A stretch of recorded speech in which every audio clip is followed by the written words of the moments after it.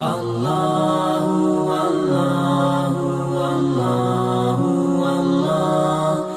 اللہ والصلاة والسلام علی رسول اللہ، اما بعد۔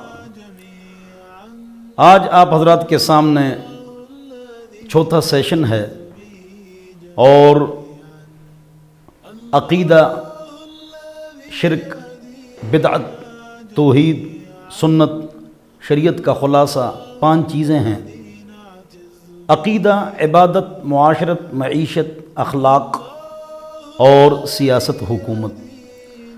آج اس حوالے سے گفتگو ہوگی، آپ حضرات غور سے سنیں گے۔ اللہ رب العزت مجھے اور آپ کو عمل کی توفیق عطا فرمائے۔ سب سے پہلی بات یہ ہے، ان اللہ لا یغفر ان یشرک بہ ویغفر ما دون ذلک لمن یشاء۔ بے شک اللہ رب العزت شرک کی بخشش آخرت میں نہیں فرماتے۔ آخرت کا لفظ لگا لو، دنیا میں شرک اور کفر کی بھی معافی ہے، آخرت میں۔ وَيَغْفِرُ مَا دُونَ ذَلِكَ لِمَن يَشَاءُ۔ شرک کے علاوہ کوئی اور گناہ ساتھ آپ لے گئے تو اللہ معاف فرما دے گا، تو شرک کی معافی نہیں ہے۔ اور ہم مسلمان اللہ رب العزت سے 2 چیزیں مانگتے ہیں دعاؤں میں۔ پہلی بات، یا اللہ پاک نبی محمد پاک صلی اللہ علیہ وسلم کی شفاعت نصیب فرما اور ان کے ہاتھ کا حوض کوثر نصیب فرما۔ ہر مسلمان یہ 2 چیزیں ہر دعا میں مانگتا ہے، شفاعت الرسول اور حوض کوثر کا کٹورا حضور اکرم صلی اللہ علیہ وسلم کے ہاتھ کا۔ اور سب مسلمان شفاعت کے منتظر ہیں، اور یہ بہت بڑی امید اور آس ہے مسلمانوں کے لیے شفاعت کبریٰ۔ بخاری شریف کی روایت ہے، ان لکل نبی دعوتا مستجابتا فتعجل کل نبی دعوتہ وان اختبأت دعوتی شفاعتا لامتی یوم القیامہ من لا یشرک باللہ شیئا۔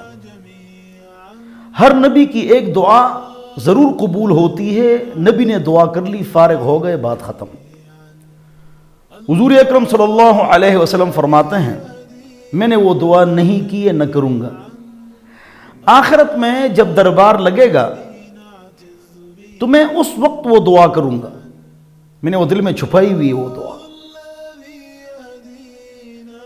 مقام محمود لایا جائے گا، حضور اکرم صلی اللہ علیہ وسلم اس پر نہیں بیٹھیں گے، ہاتھ رکھیں گے کہ مجھے اڑا کے نہ لے جائے مقام محمود۔ لہذا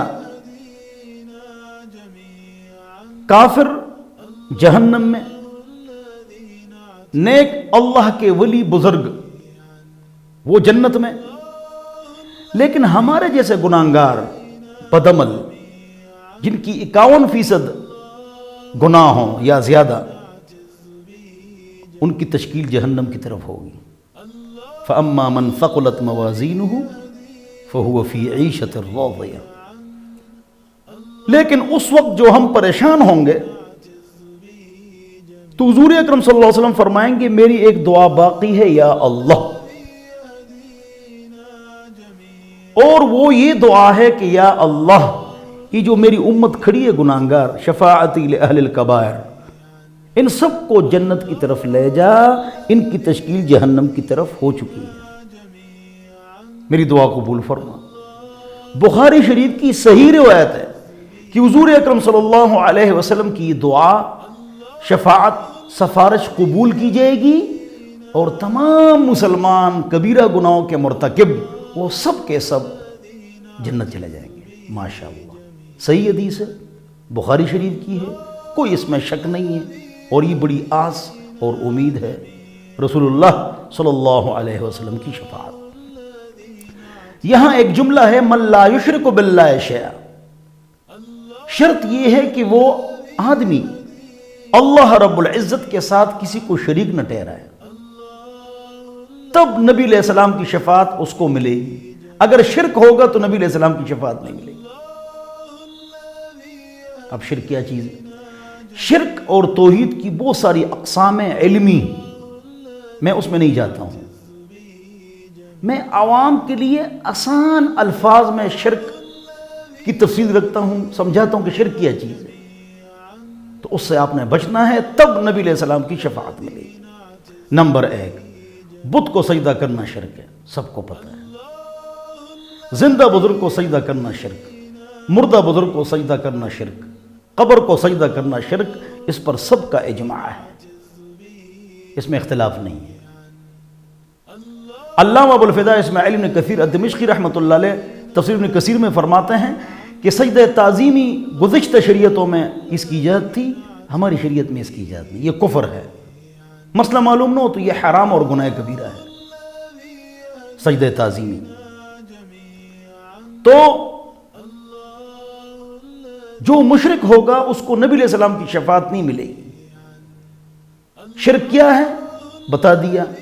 5ویں بات، قبر کا طواف، یہ بھی شرک ہے، یہ خالص عبادت ہے اور عبادت اللہ کے لیے ہے۔ اگلی بات یہ ہے،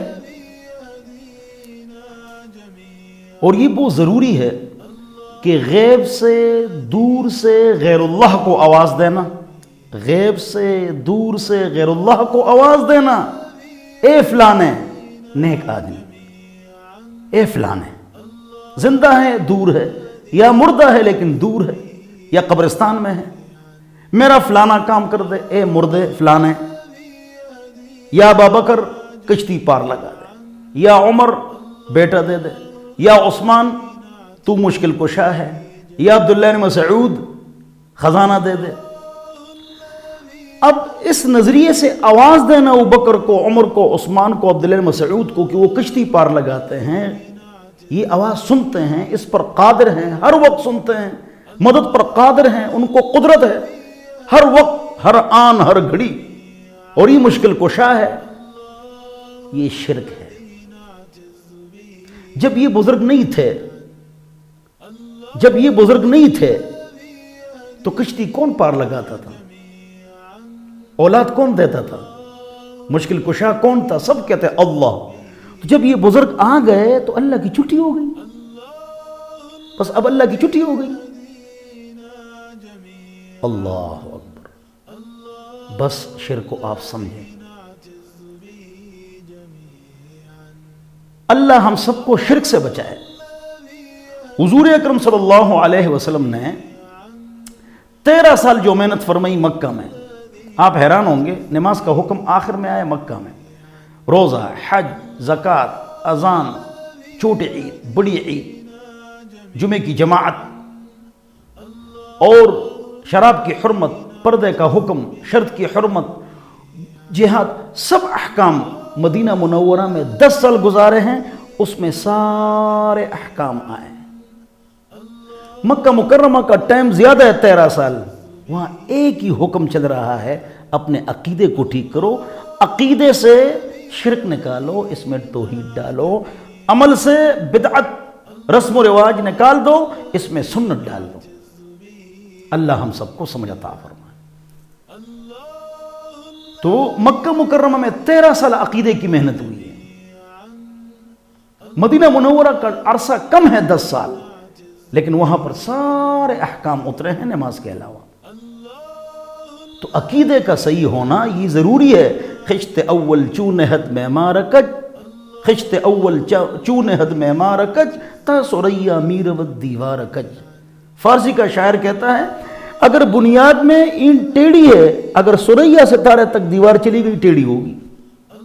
عقیدے کو ٹھیک کرنا ہے۔ عقیدہ کیا ہے؟ دماغ کی تاریں، دل کی تاریں، ان کو ٹھیک کرنا ہے۔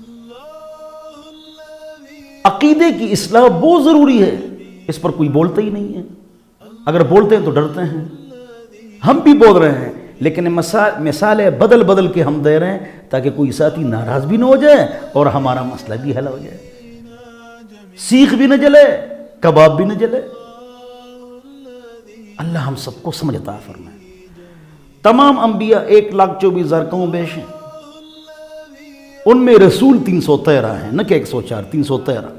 مصنف ابو بکر بن شیبہ نبراس روایت موجود ہے، ٹھیک ہے۔ تو تمام انبیاء پر مصیبتیں بھی آئی ہیں، تکلیفیں بھی، بیماری بھی۔ کس کو پکارا؟ آدم علیہ السلام نے کس کو پکارا؟ ربنا ظلمنا انفسنا۔ حضرت ایوب علیہ السلام بیمار ہے، کس کو پکارا؟ اللہ کو۔ رب انی مسنی الضر وانت ارحم الراحمین۔ قرآن کی میں انبیاء کی دعاؤں کی اسٹڈی کریں۔ یونس علیہ السلام مچھلی کے پیٹ میں ہے، کس کو پکارا؟ لا الہ الا انت۔ حضرت ابراہیم علیہ السلام نے کس کو پکارا؟ ربنا وابعث فیہم، ربنا ربنا رب رب۔ حضرت موسیٰ علیہ السلام نے کس کو پکارا؟ رب اشرح لی صدری۔ حضرت عیسیٰ علیہ السلام نے کس کو پکارا؟ ربنا انزل علینا مائدۃ من السماء۔ آقائے نامدار، عزتدار، علمدار، ہمارے سروں کے تاج، آنکھوں کا سرما، منقے قدموں کی خاک، محمد پاک صلی اللہ علیہ وسلم نے کس کو پکارا؟ ربی زدنی علما، ربی زدنی علما۔ قرآن کے اندر 25 کے قریب انبیاء رسولوں کا تذکرہ ہے۔ کس کو پکارا جب مصیبت اور تکلیف آئی؟ حضرت محمد پاک صلی اللہ علیہ وسلم کو مار پڑی طائف میں، کیا فرمایا؟ اللہم انی اشکو الیک ضعف قوتی وقلت حیلتی وہوانی علی الناس۔ اللہ اکبر۔ یا اللہ، میں آپ کے سامنے رکھتا ہوں کہ میری قوت کم ہے اور میرا جو ہیلہ ہے وہ بھی کم ہے۔ لوگوں نے مجھے حقیر سمجھا، میرے پیچھے بچے لگا لیے، مجھے مارا پتھروں سے۔ تو ہم کیا کرتے ہیں؟ ہم یہ کرتے ہیں، گاڑیوں پر لگتے ہیں، فلانے بابا جی کی قبر پر جاؤ تو آپ کو اولاد مل جائے گی۔ تو فلانے بابا جی کی اپنی اولاد جو نہیں تھی، زکریا علیہ السلام 120 سال ان کی اولاد نہیں ہے۔ اللہ، قرآن میں ہے۔ ومراتی عاقر، عورت بانجھ ہے، بیوی۔ اللہ اکبر، اولاد نہیں ہے، اللہ نے اولاد دے دی 120 سال بعد، بیوی کی عمر 100 سال۔ تو عقیدے کو درست کرنا ہی ضروری ہے۔ عقیدہ درست نہیں ہے، سارا کام خراب۔ اللہ ہم سب کو سمجھ عطا فرمائے۔ اور اگر ہم یہ کہیں کہ یہ شرک نہیں، یہ شرک نہیں، یہ شرک نہیں، تو شرک کس چیز کا نام ہے؟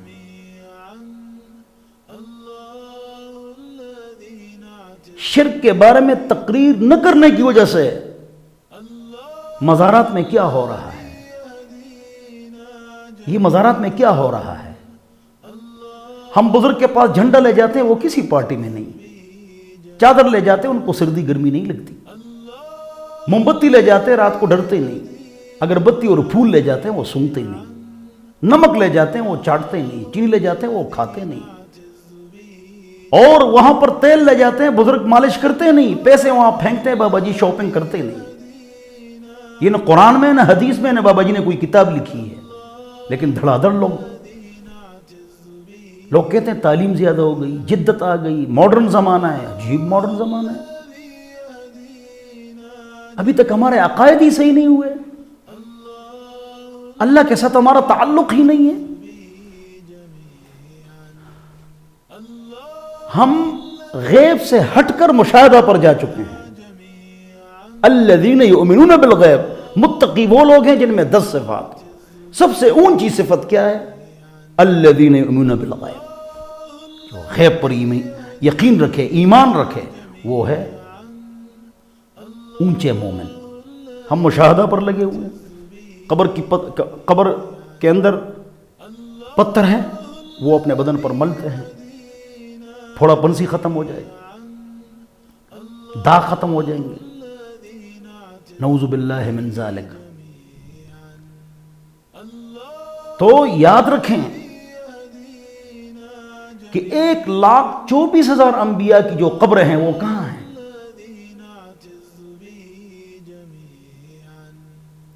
1,00,000 انبیاء اور رسولوں کی قبریں نہیں ہیں، اس میں رسول بھی ہیں، کہاں ہیں؟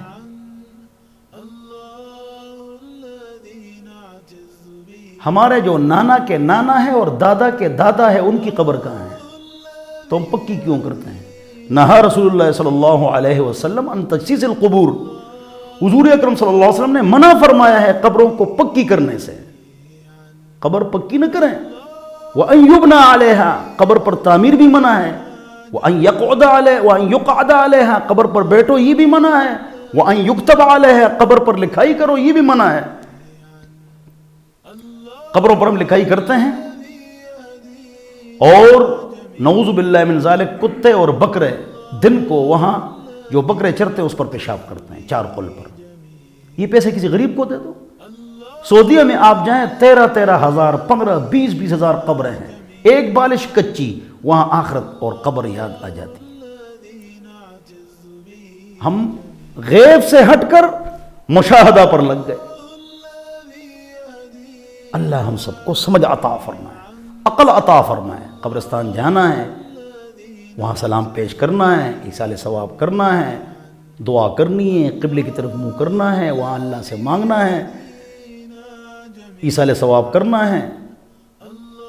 لیکن وہاں پر شرک اور بدعت نہیں کرنا ہے، گناہ کے کام نہیں کرنے ہیں، بدعات نہیں کرنے ہیں، بے پردگی نہیں کرنی ہے.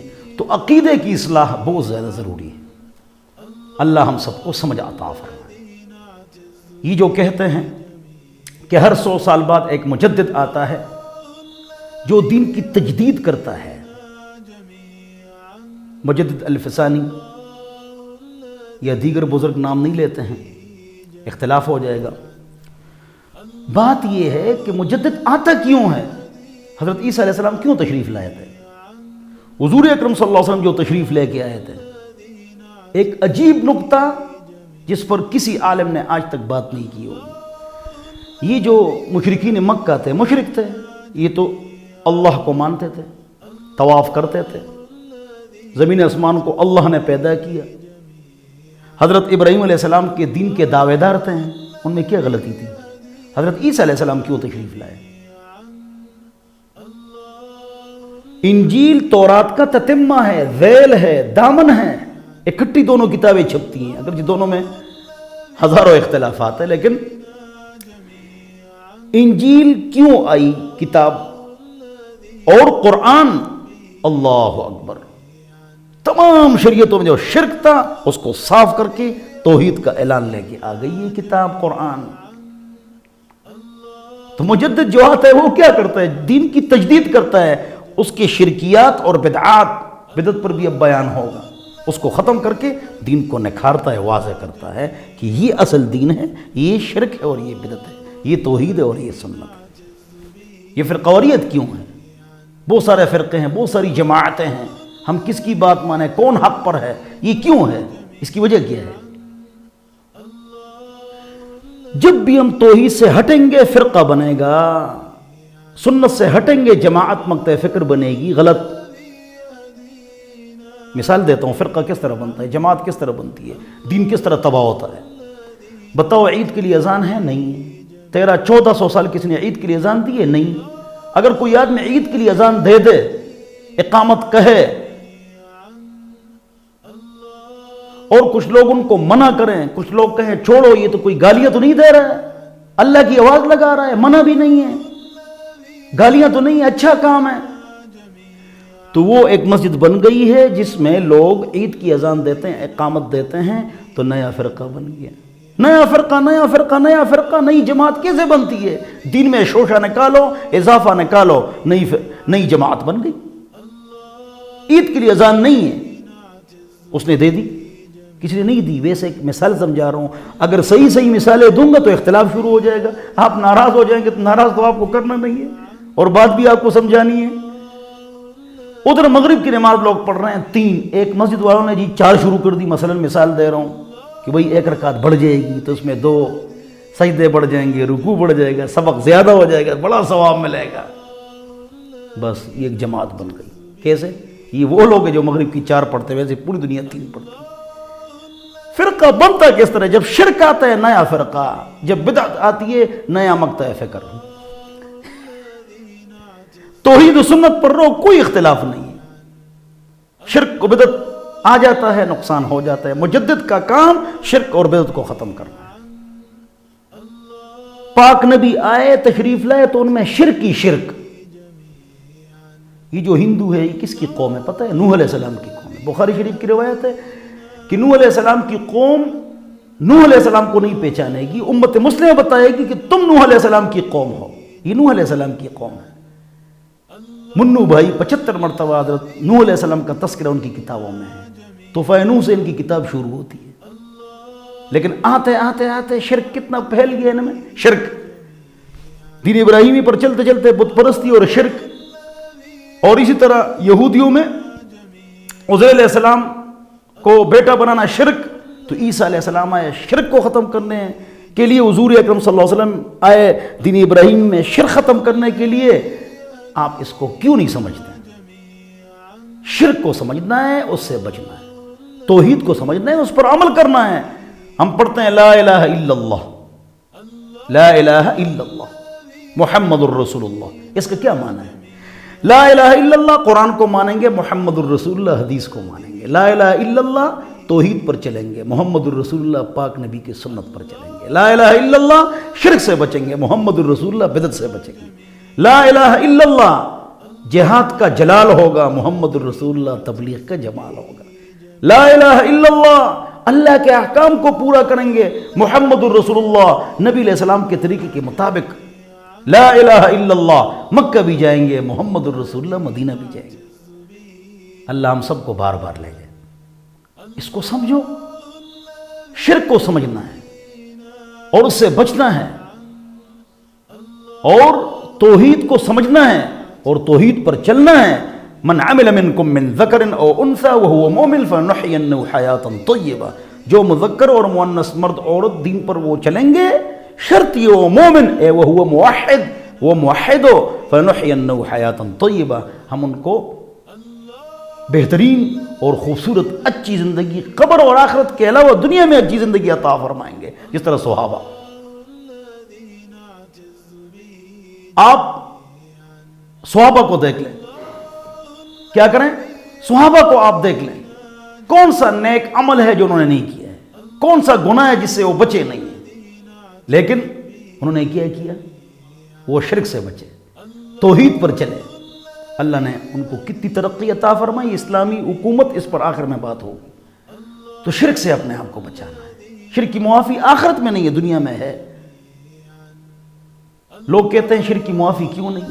جواب، ہماری بیٹی بیوی کوئی بھی غلطی کرے معاف کرتے ہیں، بڑی غلطی کرے تو سزا دیتے ہیں لیکن معاف کر دیتے ہیں، لیکن اگر وہ شرک کرے تو ہم معاف نہیں کرتے ہیں۔